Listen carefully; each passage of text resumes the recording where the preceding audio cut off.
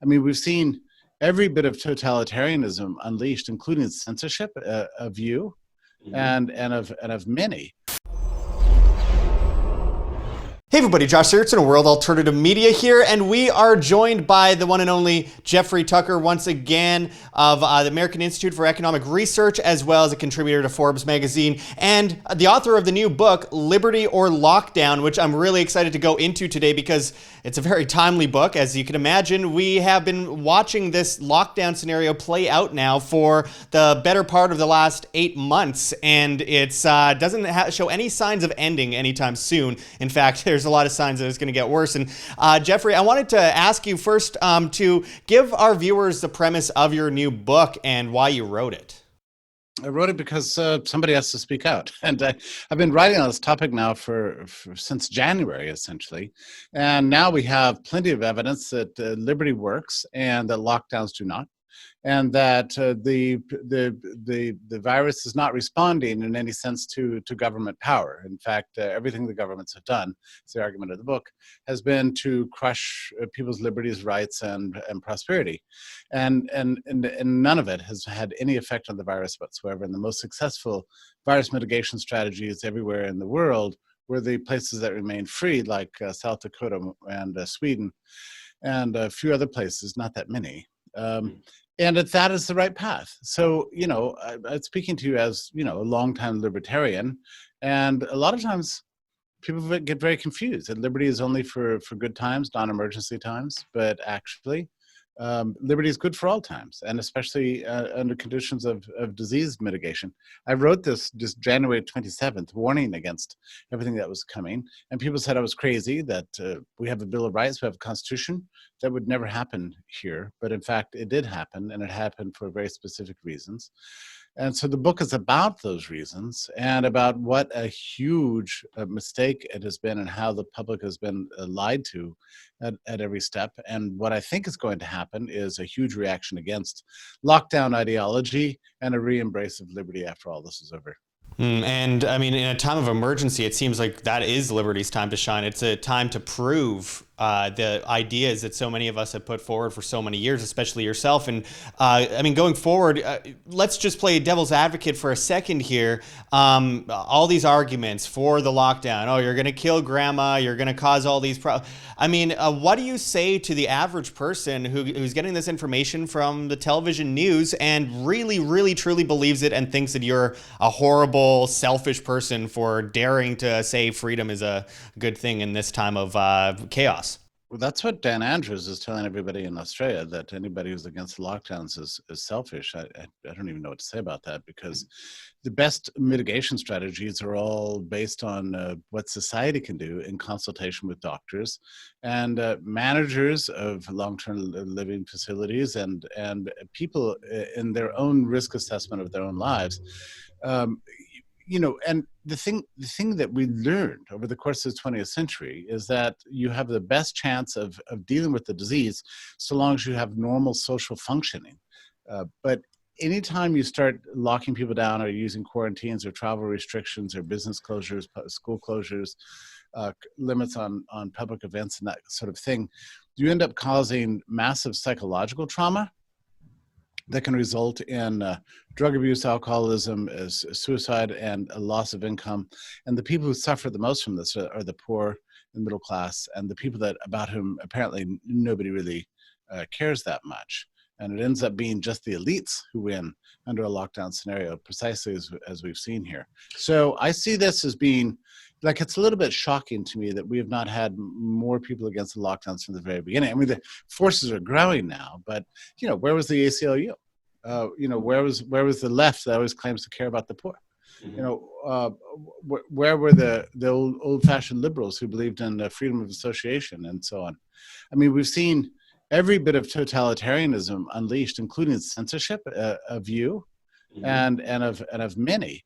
All in the name of pressing some one ideology on everybody. It's been absolutely Stalin-esque, and it's been brutal and terrible. And I congratulate anybody who survived this through this whole period of the last 8 months with their hope and good spirits intact, because it's been a tough time. Yeah, the government's definitely the biggest virus I see on the planet. And, you know, it's been a very stressful time for those of us that believe in individual freedom. Dealing with this year has been more than just a boot on our throat. I mean, right now, as I speak to you, I'm forced into quarantine in Canada. And, I mean, I just want to travel from one place to another. But the government says they know better than me and what's best for me and what's best for everyone around me. So they forced me into quarantine. And I have to ask, we are looking at, I mean, back in April even, Bill Gates said that the lockdowns will likely kill more people than the virus. He said back in April, Bill Gates himself, and then he glossed over it and said, but still, we think the lockdowns are efficient and necessary. It's interesting moving forward because we are looking at stats of around 28 million Americans facing homelessness. That's 9 out of 100, almost 1 in 10 people facing homelessness once the moratoriums expire, if the government doesn't buy up all the houses and give them free houses. So I have to ask, going forward with all the problems with employment and housing, I mean, what will this look like? What do you think will happen to the economy after another year of this, which seems to be in the books? Well, if that happens, there's going to be a huge liquidation in every big population center. We're always seeing people fleeing California, fleeing New York City, fleeing any city that's not open, just so they can have their basic liberties back. And that's going to have a devastating impact on real estate that hasn't even begun to adjust in a downward direction. It's going to be catastrophic. And for the arts, I mean, like, I don't know, you know, like, are the arts ever going to come back? They will, but it's going to be a very slow slog. The big problem is what people believe about the future. You know, why would you open a business if it could just be shut down by your governor anytime? Why would you plan a trip if it could be canceled? Why would you plan any kind of a event if it can be just shut down immediately, as has been happening for the last really 7 months in the United States? It's going to take a very long time to get people's confidence back. And one thing that I don't think is ever going to people are going to be confident about again is public health authorities. I mean, CDC started this whole lockdown thing with somebody like 70-80% approval. Now it's down to less than 20%. People just don't trust anymore what CDC is saying. And governments themselves are being discredited all over the place. I mean, people don't believe that Baker, the governor of Massachusetts, knows more than anybody else about virus mitigation. So why does he get to boss everybody around? The same thing with Cuomo. I think all these politicians are going down. Maybe not immediately, but in the long term. This is going to cause a whole generation to be in shock. And by this time next year, we're going to be looking back at the pictures of everybody in masks and people hopping around like grasshoppers, and the signs of the grocery store about social distancing and all this stuff. And that's all going to be completely discredited. And we're going to realize we behaved like fools for the entirety of 2020. It's going to go down in history, really. Well, and I feel like it's already been discredited, but people are still doing it. And we're going to get to that later. But I mean, just on the topic of the economy, watching all these small businesses try and open up and get hit one time, a second time, a third time, and they're running out of money. They're on their last cash reserves at this point, and most of them are looking at complete bankruptcy. So, you know, a lot of people have been saying, business owners, they're like, oh, I don't want to lose my business if I go against the mandates. And I'm thinking, well, if you don't go against the mandates, you're probably going to lose your business anyway at this point. So at this point, you kind of have to base things on principle. But I mean, going forward, do you think that there is any kind of recovery from this kind of thing in the next 10 years? I mean, this is so incredibly debilitating for almost any business owner or homeowner. It just doesn't seem like it could possibly bounce back anytime soon. Well, it depends on where you are. There are certain states where things are more open than others. You know, South Dakota experienced a small decline in productivity, but they're completely open. You can have an event there. There's no restrictions on anybody doing anything. Everybody there is doing quite well. Supply chains have been massively disrupted. You know, that's another issue. Is like we got the lockdowns happened at the same time as we have the war in China. So, you know, that it's like I don't know, double blow, triple blow, quadruple blow. I don't know what you want to call it. So supply chains have been seriously disrupted. We've had the Federal Reserve embark on unprecedented levels of monetary expansion. which we haven't seen the price increases yet because the velocity of money has tanked, which is to say that everybody's just holding on to as much cash as they possibly can right now, for fear of the future. But if that begins to shift, you're going to see a serious problems with inflation coming back. And then we have the government debt, which is, we've gone way beyond our ratios that we spent in any previous war, all wars combined, really. Just in the last 6 months, is the level of amazing insanity, and the economic fallout from this is going to be, I would say, very, very devastating for millions of people, tens of millions, hundreds of millions of people around the world, not to mention poverty around the world and so on. But so the places that did stay open, South Dakota, Georgia, shut down for a little bit, but now is mostly open.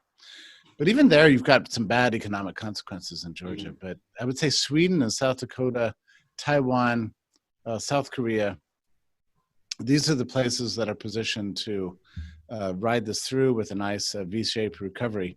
But anybody who stayed locked down, as New York has, which is just utterly irrational. The virus has been gone from the northeast of the United States now for 4.5 months. You can look at the data and see it, but they're still locked down. It's like it's a level of public policy irrationality that I never hoped I would witness in my lifetime. Well, it seems very rational for the government, because why would they possibly relent that power? They've never had so much power in recent history. So it just seems like, of course, they're going to cling on to as much power as they can. And government being an organized crime racket in the first place, I mean, they're laughing at all of this, I'm sure. At least most of the terrible psychopaths in office, especially in New York, considering what happened to people in nursing homes. But I have to ask, did you ever think that so many people would willingly take this beating and defend their slavery to such an extent? I mean, it's almost, even people that are mostly awake to what's going on in the world, most of them are still kind of just complying and doing whatever they're told.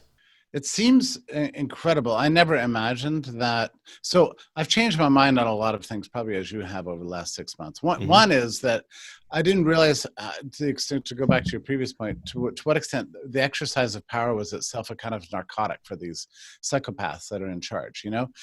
They're ignoring public opinion. They're ignoring the science. They're ignoring the outrage on the part of the business class and parents who can't get they're ignoring it all just so they can continue to exercise power. And it just seems like it's the power itself has become an end in itself. I agree with you on that. As for the public reaction, I've gone through most of my life presuming that most everybody is an instinctive libertarian, and I think I've just been wrong about that. I didn't really understand. Now, I do think that what you've really got here is a kind of confusion over immunology and virology. Like people were lied to in the early stages of this disease that 6.6 million, this is New York Times, 6.6 million Americans were going to die from of COVID-19. And that's what they said. And it was a wild and insane prediction, but it got everybody super panicked. So people were sort of weirdly willing to give up their liberty for a little bit of security. Well, there was a panic that they were going to die, and and there was a problem in the early days. And this has to get into a little point about testing. The CDC and the FDA really screwed up the testing. They got kits from WHO and threw them in the trash because they figured they were from China, so they were useless. And then by the time CCD made its own test, they sent it out. It didn't work. By the time the private sector fixed the test and made it work, CDC had withdrawn that. By now, we're talking about middle of April. So people went through an entire month in the early days of the pandemic in the United States with a fundamental disease fear. They didn't know who had it, how you're going to get it, whether I had it, you had it. And people went into a kind of panic. They didn't even understand how deadly it is, which turns out not to be deadly, really, not unless you have pre-existing health problems and your immune system is basically non-functioning. Yeah, if you're over 80 years old, you might get a 0.26% chance of death, which is about the same as the flu, actually. Yeah, sure. And for anybody under 50, it's negligible. So, Mm-hmm. and it's not even about age. It really is about the health of the immune system. Of So course. you can be 100 years old and have a healthy immune system, be sail right through this without any problem. So, this thing, also came at a time, a very interesting time around the world where we had two successive gentle flu seasons in a row. So there was a lot of people who otherwise would have died last year or the year before, who didn't because of various therapeutic reasons, because the flus were mild. So this widespread but relatively mild virus comes along and wipes out people who were living. I mean, the average age of death from COVID-19 is 4 years longer than the average lifespan in the US. So that gives you a sense of what we're dealing with here. But people didn't know all this back in March and April, and so they're willing to kind of go along. The other thing I think is a little bit interesting is that most people believed that governments would never just shred the Constitution, violate their rights, issue stay-home orders, close schools, forbid you from flying to Paris, and so on. For light and transient reasons, to quote the Declaration. They figured there's something really, really serious going on. The experts must know about it, so they trusted the experts. Now, over time, it's turned out the experts were completely wrong, and there's no way they're going to be able to suppress this much longer. I think people are figuring out. Now, the role of the media here, mass media has been really important, because media has, even now, leaning into this idea of that the virus is leading to mass death. And so if you watch television and that's all you do, I don't know how you could even wake up in the morning. You'd wake up in a state of terror all the time. So what I've done to maintain my sanity has been to watch the data really carefully. That's all I look at. It's just the data and figure out what that is trustworthy, what isn't, and try to assess the realistic assessment of the risk of the virus based on the facts, not on the facts and the legitimate studies, not on these ignorant reporters that are saying nonsense all the time. Let me be clear about something, however, on this point. We really have two lines of argument going on here. One concerns prevalence and severity of the disease itself, which involves a lot of scientific questions. The other, is the political question on what you should do about it. Now, to me, those are related in the following sense, that the dangers of the disease had to be wildly exaggerated. As I say, the New York Times was predicting 6.6 million deaths back on February 27th in the podcast. That's what they predicted. Now, one of the reasons for those wild predictions was to get everybody in a state of fear so that it acquiesced to despotism, essentially. So that's the sense in which these two big subjects overlap. Mm-hmm. But I will tell you this, that even if the disease had turned out to be as terrifying and horrible and deadly as the New York Times claimed it was going to be, I still don't think there's any case for lockdowns, because I don't think the lockdowns do anything to mitigate disease. They don't do anything for therapeutics. They don't do anything to come up with vaccines. They don't do anything to create herd immunity. In fact, they forestall all those things. So even if the virus had been as bad as the New York Times predicted it would be, there's really still no case for lockdowns under any conditions. Yeah, and we know with those original tests, there's evidence that they're still doing this. They were testing lab water positive for coronavirus, and they were mistaken all other forms of coronavirus as the novel coronavirus. So, it's easy to manipulate numbers that way, and obviously it benefits certain people if you do manipulate those numbers. But of course, since what we first heard about the virus back in February and March, things have dramatically changed. Not that long after, they were saying asymptomatic spread is almost impossible. You can't get it off of surfaces. And obviously, it's not airborne. It's not an airborne illness that you can walk down the street and get, yet you still see people walking down the street. In one case, when I was in Las Vegas, middle of the desert, by themselves with a mask on. It's just a level of Stockholm Syndrome I've never seen before. And I want to laugh, but it's kind of scary. And, this is a question a lot of people are kind of concerned about answering. They don't really want to answer, but we know that there's a bunch of psychopaths in government that try to use situations to their benefit. Whether this was order out of chaos, they're using something that actually existed, or whether it might have been, created in a lab. And that's something that I wanted to ask you about. I know there's a lot of speculation here, but there is a lot of evidence too. Fauci was working, he's the head of the National Institute for Allergies and Infectious Diseases, getting grants from the US government to study coronavirus in bats. 96% 6% prevalent with novel coronavirus at the Wuhan Institute of Virology, and the whole point of the study was how to spread it to humans. So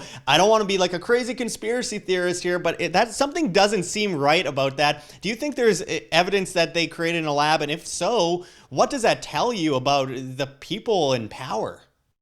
I guess my answer to that is I don't know. I mean, I think that there are some credible voices out there that think there's some truth to that. And I guess my feeling on it is whether or not that's true, the virus is going to go away through the creation of herd immunity. And if it was created in a lab, then we should be actually grateful it wasn't worse than it is, because it turns out to be relatively mild for almost everybody. Government inefficiency. Yeah. Now, one thing I do think, and it's interesting, I've been accused of being a conspiracy theorist myself, which is kind of funny, because I quite often point out that the plans for this full-scale social lockdown, targeted layered containment and social distancing and non-pharmaceutical interventions and school closures and all these things were all mapped out back in 2006. Okay, so when I say that, so I thought that was widely accepted fact. Like, everybody knows that this happened in 2006 under the George Bush administration, when he called, a kind of meeting of epidemiologists and computer modelers and medical scientists and things to the White House to plan all this. And there was a big debate between legitimate medicine people and legitimate scientists and all these pseudoscientists who were manipulating these models and were running age-based models, imagining that they could just impose separation on everybody and make the virus go away. Now, all that happened in 2006, and the Bush administration ordered the CDC to roll a lot of the results of this nonsense into its virus mitigation plans under the event of bioterrorism.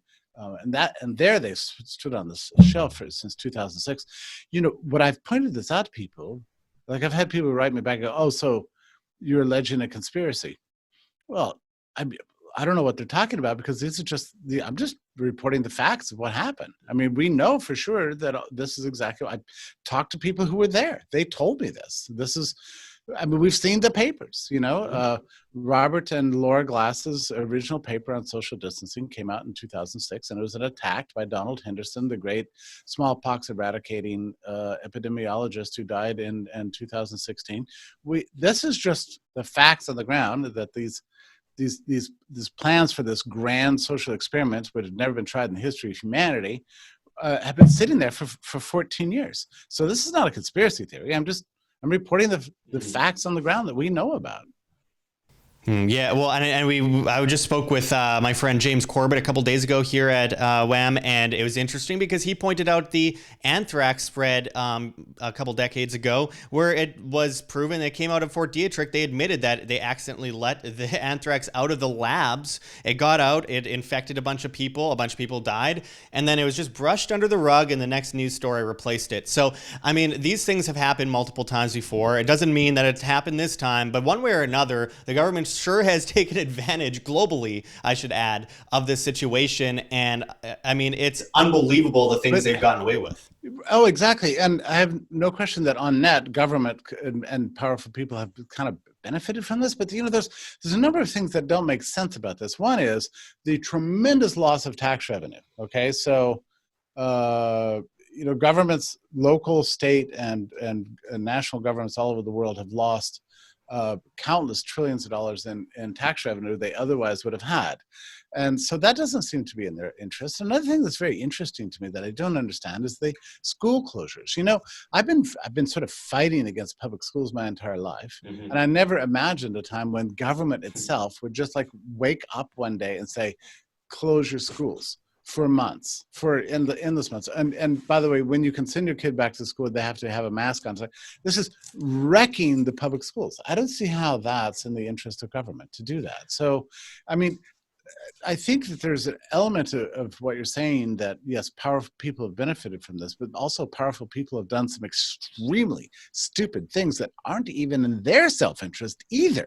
Yeah, you can be evil and inefficient at the same time. I feel, you know, there's the issue of all of these people calling for forced vaccines right now.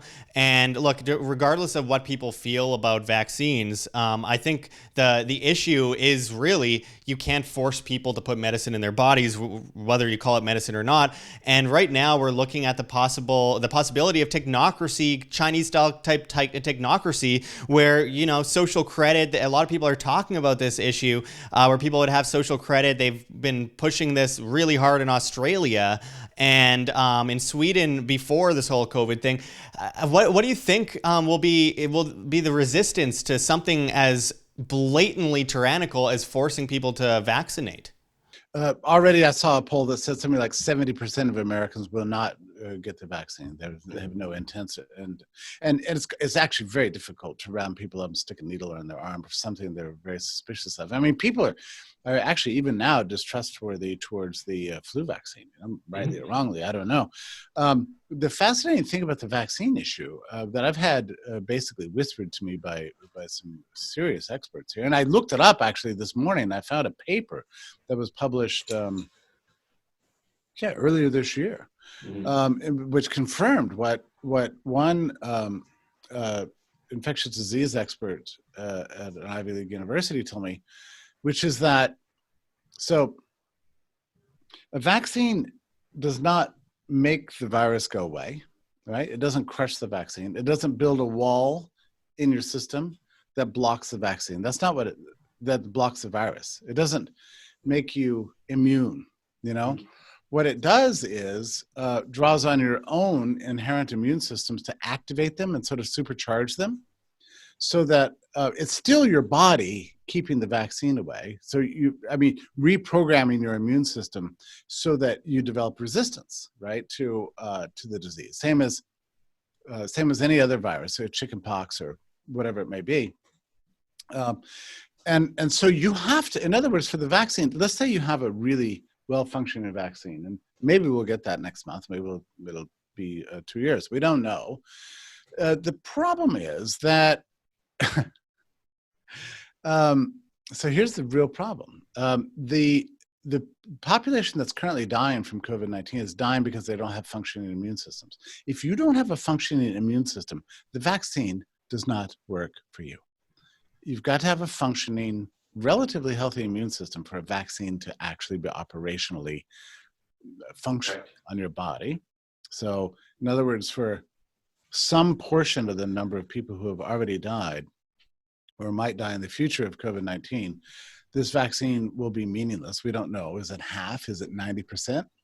Is it 10%? We don't actually know. We do know the CDC says that 94% of the people who have died with COVID have died with COVID and some other comorbidities, on average 2.6, meaning heart disease and diabetes and that sort of thing, obesity.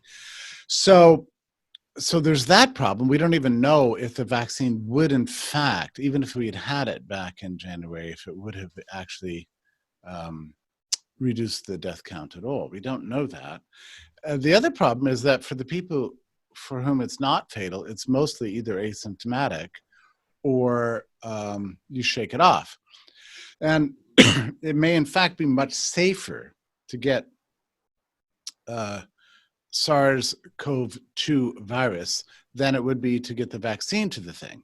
So, and in fact, that's what an epidemiologist I read at a academic paper that came out a few months ago, that's what he says. It's like, actually, in fact, the virus may be safer for the vast, for 99% of the population, 99.8% of the population than the vaccine itself. So here's the problem. And this was the first time I've ever spoken about this subject, and I haven't even written on it, mainly because I try to stay in my realm of competence. Nonetheless, the medical issues are important here. What it means is that this vaccine might not actually be for that many people. There's not a whole lot of overlap between the people who are fatally susceptible to the virus and also have healthy immune systems, and the population for whom getting the vaccine might be even more dangerous than actually getting the virus. There's not that many people left, actually. Yeah. So, I mean, to some extent, I think this talk of a vaccine is just a kind of a populist longing for a miracle cure, that has no actual basis in science whatsoever. The only reason I'm kind of looking forward to the vaccine is I hope that it'll inspire people to feel as if we can go back to normal life, But apart from that, it may not actually do any medical good at all. We don't know. Yeah. Well, you're certainly more hopeful than I am, and I do appreciate that insight. I mean, I know every headline on CNN lately, not that I watch CNN, but, I'll show up at a restaurant or something, and I'll see on television, you might need one vaccine a month going forward from this. It's just absurd. So at this point, you're more hopeful than I am. I don't even want to know what's going to happen next year, but I guess we'll see. This whole year has been extremely stressful for most people, from this to race riots and an election, and now let's talk about Ruth Bader Ginsburg and all this kind of stuff. And as someone that is a voluntarist, I just try to stay out of politics, but until politics breaks down my door and then starts shouting in my face, so it's kind of hard to escape. Anyway, I really appreciate you going into all of this with us. I really hope everyone goes and buys your book, Liberty or Lockdown. Can you tell everyone where they can get that and find more information on you and the work that you do? Sure, I'm really proud of the book. I think it's really good. I'm doing the audio version right now. In fact, that's what I was doing before I got on with you. I'm just recording the book.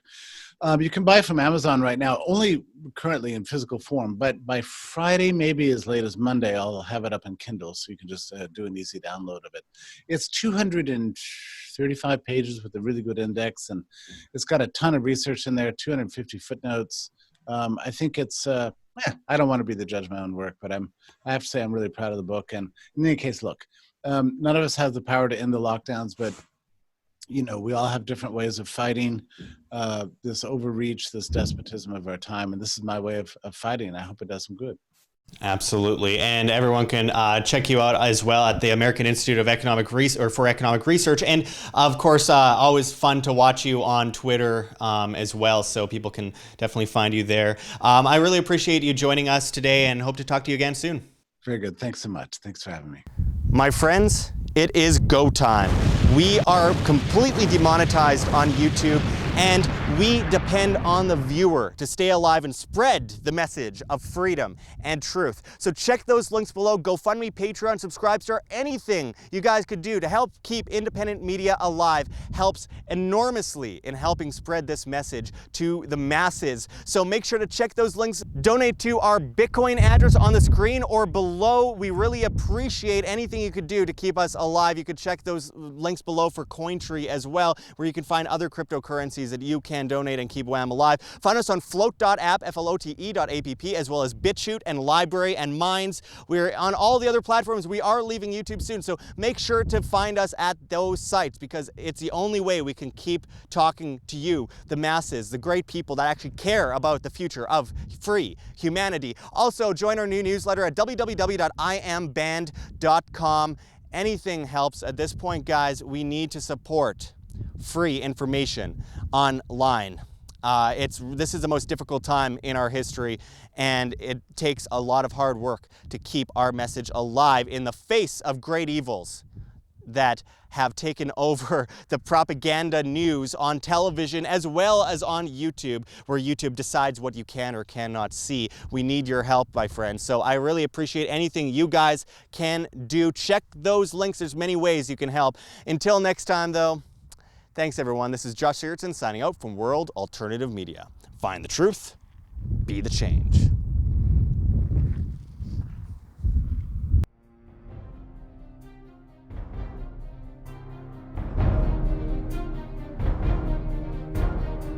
I'm sure you have already changed people's minds in your young age because you're involved, and I like that.